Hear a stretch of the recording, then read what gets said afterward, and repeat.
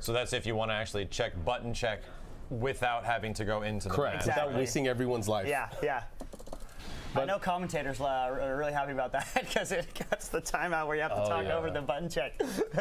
So or you get really excited and then completely not excited and then because they quit. it's not like, why did they actually quit? Oh, it's the button check. Yeah. So we're using some custom outfits that we've picked prior to the broadcast, but you guys can see this classic Tekken 4 Jin, and this isn't like the Tekken 5 Jin with the Tekken 4 hoodie. This is classic Tekken 4 Jin proper.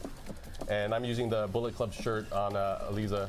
So why don't you kind of talk us through Eliza, kind of her style, her moveset, her EX meter, kind of how she works. Sure, so you guys probably noticed already that she has that blood gauge at the bottom of the screen. Now, just like Akuma, who also has a super meter gauge, she is able to do attacks and kind of build up some meter, but another way to build up meter with her is to actually do attacks that cause her to fall asleep. And it's weird, she's a narcoleptic vampire. She just randomly falls asleep sometimes. So based on certain attacks, like if you duck for a while, she'll go right into sleep stance and she'll start building meter. So can I like whack her, or you can move, right? She is vulnerable. Okay. She's vulnerable, but can you break out of the sleep anytime you want? It's not. Is there a cooldown at all to get out of the sleep or anything? Or there is slight cooldown, so she is vulnerable for a while. But if I wanted to block, I could. So I could just get up. Gotcha. But there are other moves, like let's say if I wanted to hit with this, hold forward.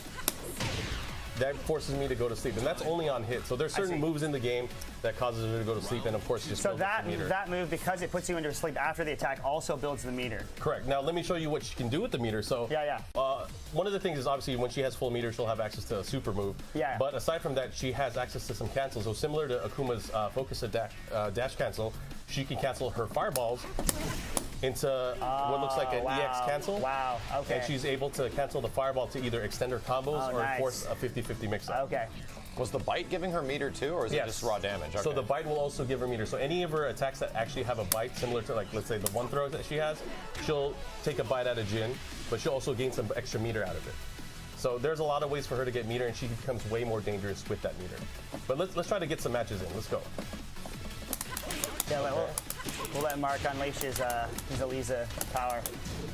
Nice block. Ooh, right into the punish. Were you studying the frame data, Max? Absolutely. It's completely prepared. Okay, running out of time. See, that was me talking too much. That's why we had a. Yeah, but I want to give the fans at home a little overview of Eliza, because I know she's, kind of a character that we've only seen in trailers up to this point. As we said, she's the pre-order DLC character, so pre-order would get a chance to play her day one. She's a super interesting character. Only other character other than Akuma that has an EX meter, and some really interesting mechanics. She goes from like a low to an uppercut. That's actually kind of awesome. Yeah, she could cancel a lot of her moves just like how Akuma has them. So it's actually pretty cool. So that burns your meter, but that's not your Rage Art. So no. She has a Rage Art and a super. Correct. And I'm probably going to land it right here. Never mind. I'm definitely going to open up Netscape or America Online and email somebody right now, because that should have definitely absorbed that. What was that? There's a one frame after the invincibility, maybe. I don't know. I've been playing for 30 minutes. You're doing pretty good, but man, what happened there? I was supposed to have landed that, of course. Anyways, you making use of some of her attacks. She has this fireball here. Let's see if we can get creative with it. All right, Max. So just gonna go back at, as they were talking about, you saw those presets.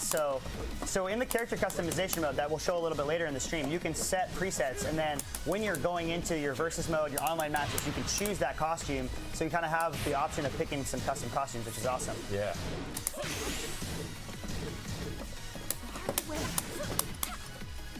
Oh, wow, so it's right into a tick throw setup. Yeah, she has a lot of setups for her. She's at definitely an advantage. Kind of similar to the same kind of situation that Kuma will go in when he does the FADC fireball cancel, where she can combo afterwards if it hits, or she can have a mix. Why don't we go back to the character selection and show the control options in the And also, why don't we put on her classic costume, just so the fans at home can see her classic costume. I don't have her classic costume equipped. I didn't make a profile.